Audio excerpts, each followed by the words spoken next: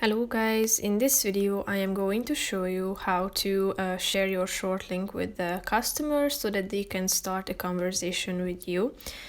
But first I just want to mention, don't forget to subscribe to my channel because at 10,000 subscribers I am going to show you my whole YouTube revenue statistics and growth strategy, how to make money online. So let's jump into it. First of all, open the application on your phone. Tap on the settings button down below, which is the last option, and after that you should tap on business tools, and here you should click on short link in the reach more customers section. As you can see, there is your short link. Here you have three options such as share link. So if you click on it, you will be able to see that you have a vast variety of options that you can choose from.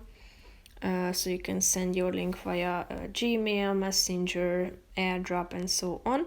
You can also copy your link in order to share it with your customers, and there is a QR code as well that your customers can scan to start a WhatsApp conversation with you.